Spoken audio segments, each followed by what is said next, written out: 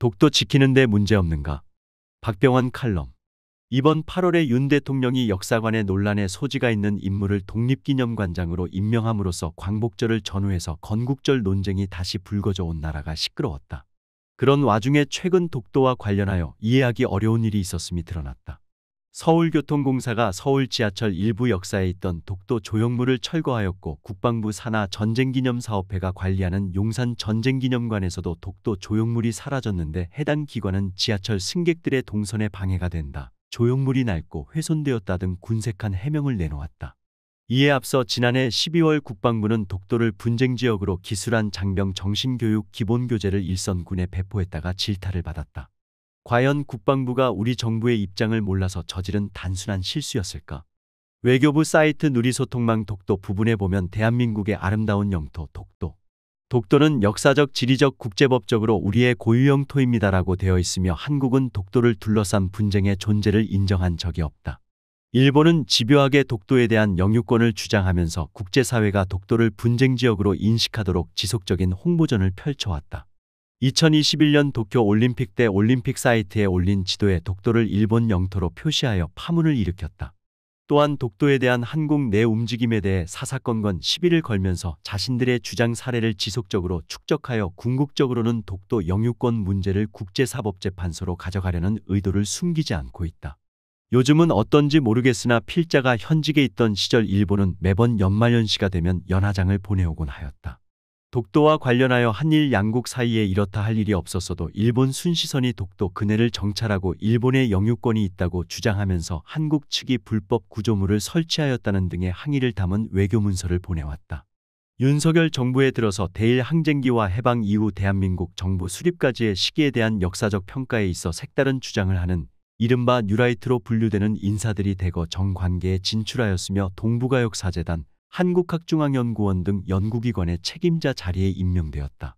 그간 육군사관학교 내 홍범도 장군의 흉상 철거, 건국절, 김구 등 독립운동가에 대한 폄훼 등의 논란은 현 정부의 주요 요직 인사와 관련이 있어 보인다. 이러한 현상은 우리 사회의 심각한 분열상을 드러낸 유감스러운 일이지만 어디까지나 국내 문제이다. 하지만 영토 문제는 국제문제로서 차원을 달리한다. 이웃 나라에서 우리의 고유 영토에 대해 지속적으로 시비를 거는 경우 그 영토에 대한 역사적, 지리적, 국제법적 근거를 밝혀 제시하는 것이 중요하다. 그런데 식민지 근대화론을 주장해온 낙성대 연구소가 2020년 펴낸 반일 종족주의와의 투쟁에 보면 독도에 대한 한국 측의 주장이 전혀 근거가 없다는 내용이 있다.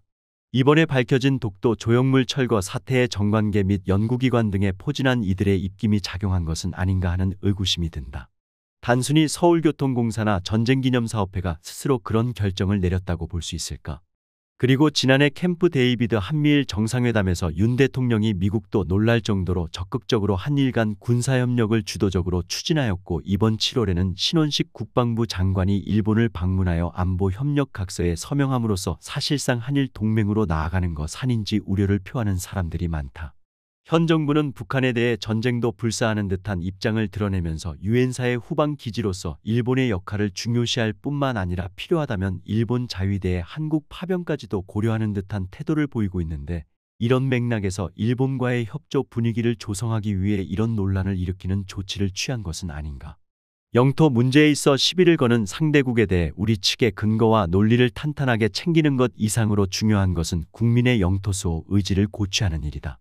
헌법상 대통령은 영토 수호에 책무를 지며 영토 문제는 결코 다른 무엇을 위한 타협의 대상이 될 수 없다. 한국이 무엇이 그리 아쉬워 이렇게까지 일본의 눈치를 보는가? 독도가 국민의 관심에서 멀어지기를 바라는 것인가? 더구나 그간 지하철과 박물관의 독도 조형물 설치에 대해 일본이 시비를 걸었다는 말은 들어본 적이 없다. 일본에 대해 한 발 물러서는 이유가 무엇인가? 빼앗긴 것은 도로 찾을 수 있으나 내어준 것은 쉽게 회복할 수 없다. 이번 일은 국민의 영토 수호 의지를 북돋아도 시원치 않은데 도리어 있게 하겠다는 저의를 드러낸 것이라고 볼 수 있다. 1954년 일본이 독도 문제를 국제사법재판소에 제소하겠다고 하자 당시 변형태 외무장관은 대한민국이 독도에 대한 영유권을 갖고 있으며 한국이 국제사법재판소에서 권리를 증명해야 할 하등의 이유가 없다라고 대응하였다. 이것이 독도 문제에 대한 한국 정부의 입장을 정립한 기준이 되었다. 또한 그는 독도가 일본에 의한 한반도 식민 지배, 침탈의 첫 대상이었으며 한국 국민에게 독도는 일본과 상대한 한국 주권의 상징이며 또 한국 주권의 보전을 시험하는 신뢰라고 역설했다. 현 정부의 대일 외교 기조에 대해 야권에서 친일 매국이 아니냐는 비난이 쏟아지는 가운데 드러난 독도 조형물 철거 사태를 보면서 심히 우려하지 않을 수 없다.